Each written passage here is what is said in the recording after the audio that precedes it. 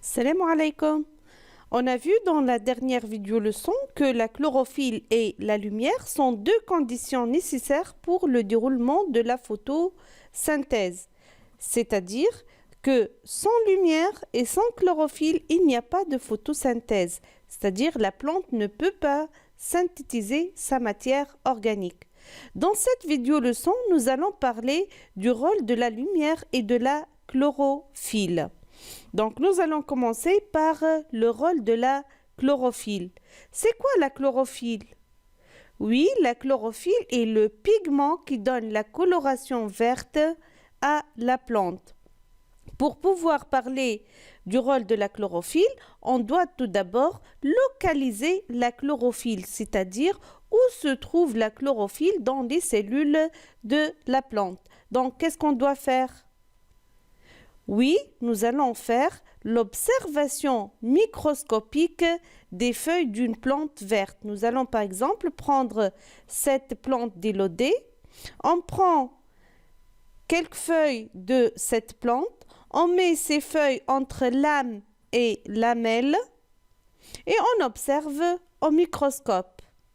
Donc, l'observation microscopique de ces feuilles nous permet de voir donc cette observation. Comme vous voyez ici, on peut voir clairement des cellules polygonales. Ce sont des cellules végétales, sont très bien visibles ici. Donc, voilà une autre cellule polygonale. Donc, c'est une cellule végétale. À l'intérieur de ces cellules végétales, c'est-à-dire dans le cytoplasme de ces cellules végétales, on trouve ces petits organites qui s'appellent les chloroplastes. Dans ces chloroplastes, on trouve la chlorophylle. Donc la chlorophylle ne se trouve pas n'importe où dans la cellule, mais elle est localisée au niveau de ces chloroplastes. Donc on peut dire que les chloroplastes sont les organites cellulaires qui renferment la chlorophylle. Voyons maintenant un peu la relation entre les chloroplastes et la photosynthèse.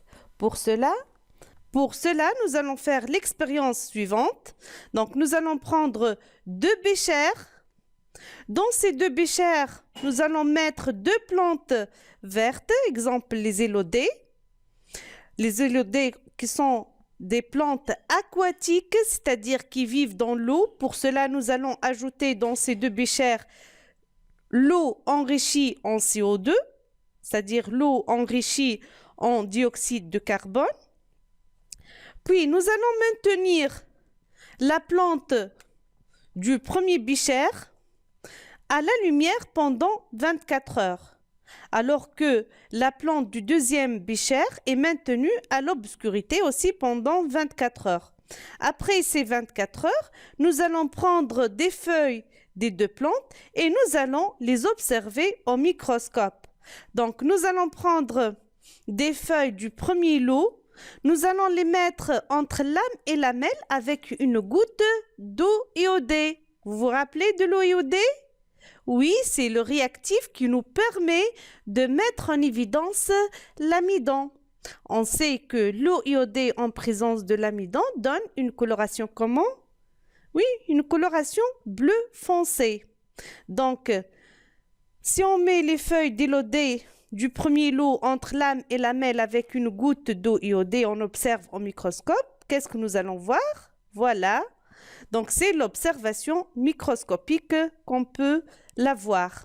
De même pour les feuilles de la plante du deuxième lot. Donc, on va prendre les feuilles du deuxième lot, on va les mettre entre lame et lamelle avec une goutte d'eau iodée et on observe au microscope. Comparons maintenant un peu ces deux observations microscopiques. Autrement dit, où nous allons voir la coloration bleu foncé? Oui, la coloration bleu foncé ne se trouve que au niveau des cellules des feuilles du premier lot. Donc seulement les cellules du premier lot se colorent en bleu foncé. les cellules de deuxième lot ne se colorent pas en bleu foncé. Qu'est-ce que ça veut dire ça? Qu'est-ce qu'on peut déduire de cette observation? Oui, seulement les cellules du premier lot donc contiennent l'amidon. Seulement ces cellules ont pu faire la photosynthèse, ont pu fabriquer l'amidon. Les cellules du deuxième lot ne contiennent pas l'amidon, donc elles n'ont pas pu faire la photosynthèse. Qu'est-ce qu'on peut observer encore? La coloration bleu foncé ici, est-ce qu'elle se trouve dans toute la cellule? Est-ce que tout le cytoplasme de la cellule se colore en bleu foncé? Eh bien non, comme vous voyez, la coloration bleu foncé n'apparaît que au niveau des chloroplastes. Donc, qu'est-ce qu'on peut déduire? Oui, donc la photosynthèse ne se déroule que au niveau des chloroplastes, puisque l'amidon ne se trouve que au niveau des chloroplastes. Alors, qu'est-ce qu'on peut conclure? Donc, quelle est la relation entre les chloroplastes et la chlorophylle? Oui, les chloroplastes sont le lieu de déroulement de la photosynthèse.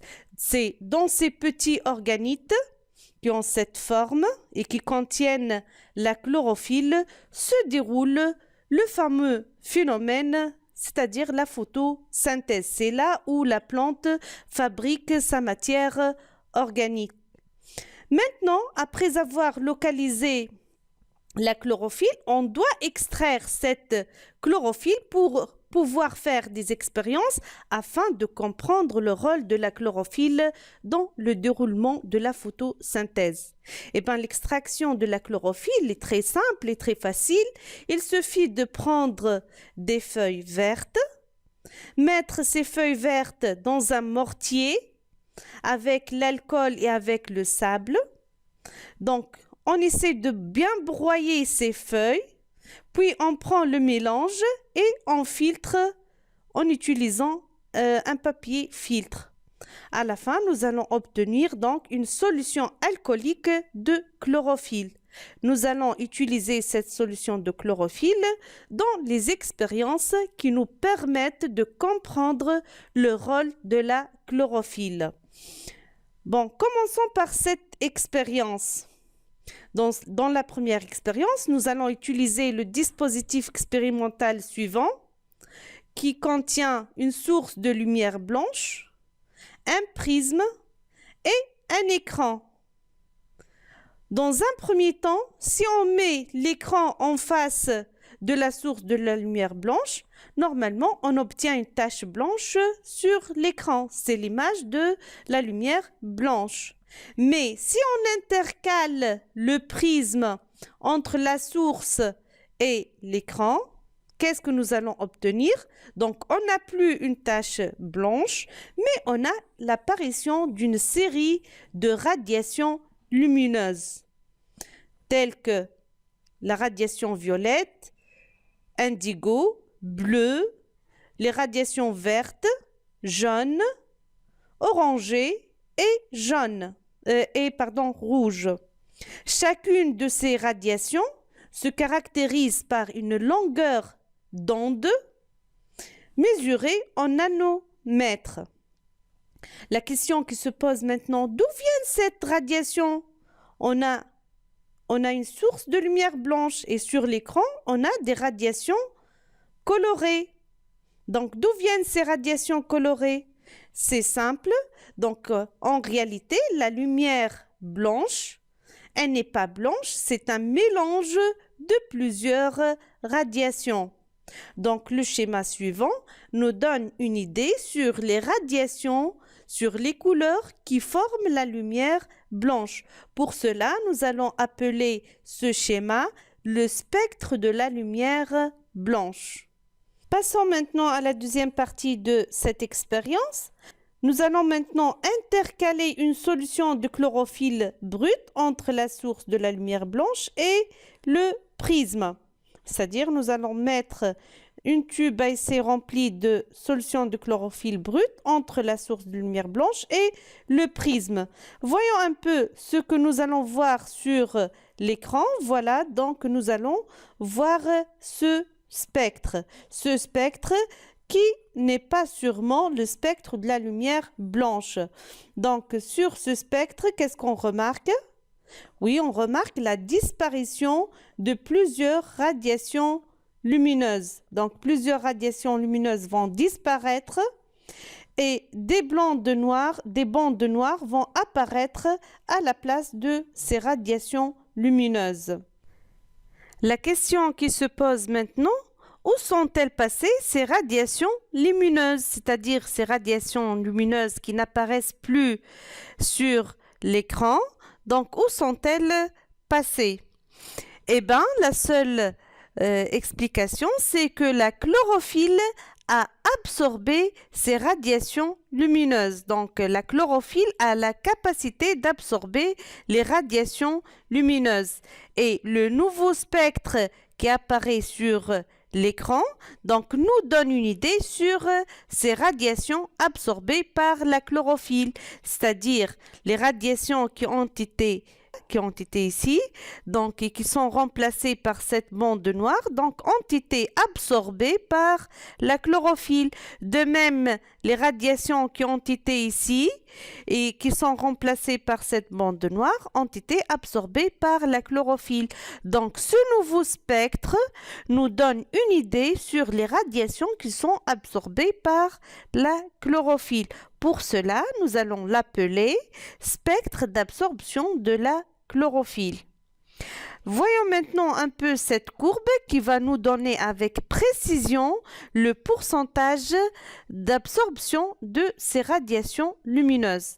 Bon, nous allons faire ensemble l'analyse de cette courbe et c'est une occasion pour apprendre comment faire l'analyse d'une courbe. Bon, c'est simple d'analyser une courbe si on applique 3 étapes. Donc, la première étape dans l'analyse, c'est introduire la courbe. Puis, deuxième étape, nous allons décomposer la courbe et lire les différentes parties de cette courbe. Il faut montrer que vous avez compris cette courbe. Puis, à la fin, troisième étape, donc nous allons donner une petite conclusion, c'est-à-dire qu'est-ce qu'on peut déduire de cette courbe. Après la lecture de cette courbe, qu'est-ce qu'on peut déduire? Essayons d'appliquer ces 3 étapes. Commençons alors par l'introduction de la courbe. Donc, comme vous voyez, cette courbe montre le pourcentage d'absorption des radiations lumineuses en fonction des longueurs d'onde. Passons maintenant à la décomposition et la lecture des différentes parties de la courbe. Comme vous voyez, cette courbe est formée de 3 parties. On a cette partie, puis cette deuxième partie et cette troisième partie. Donc, comme vous voyez dans la première partie, pour les radiations de longueur d'onde entre 400 et 500 nanomètres, le pourcentage d'absorption est très élevé, peut atteindre les 70%. Donc, la chlorophylle de cette plante, qui est l'algue verte, absorbe très bien les radiations de longueur d'onde entre 400 et 500, c'est-à-dire les radiations violettes, indigo et bleues. De même pour les radiations de longueur d'onde entre 600 et 700 nanomètres. Ces radiations sont aussi très bien absorbées par la chlorophylle de cette plante. Donc, le pourcentage d'absorption peut atteindre même les 80%. Alors que les radiations de longueur d'onde entre 500 et 600 nanomètres, c'est-à-dire presque les radiations vertes, sont très peu absorbées par la chlorophylle. Leur absorption ne dépasse pas les 30%. Donc, ces radiations sont très peu absorbées par la chlorophylle. Bon, passons maintenant à la troisième étape. Qu'est-ce qu'on peut déduire à partir de la lecture de cette courbe? Oui, donc grâce à cette courbe, on peut déduire que la chlorophylle absorbe les radiations lumineuses, mais non pas avec le même pourcentage. Il y a des radiations qui sont très absorbés par la chlorophylle, d'autres qui sont moins absorbés par la chlorophylle. Donc, cette conclusion nous pousse à poser la question pourquoi la chlorophylle n'absorbe pas toutes les radiations de la même façon? Pourquoi il y a des radiations qui sont très absorbées par la chlorophylle, d'autres qui sont moins absorbées par la chlorophylle? Pour répondre à cette question, nous allons essayer d'analyser cette courbe. Donc, c'est une autre occasion pour faire l'analyse d'une courbe. Donc, nous allons appliquer ce qu'on vient de dire. Donc, comment nous allons faire l'analyse de la courbe? Par quoi nous allons commencer? Oui? Nous allons commencer par l'introduction de la courbe.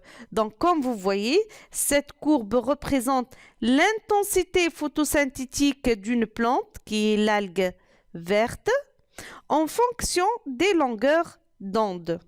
C'est l'introduction de la courbe. Passons maintenant à la décomposition et la lecture des différentes parties de la courbe.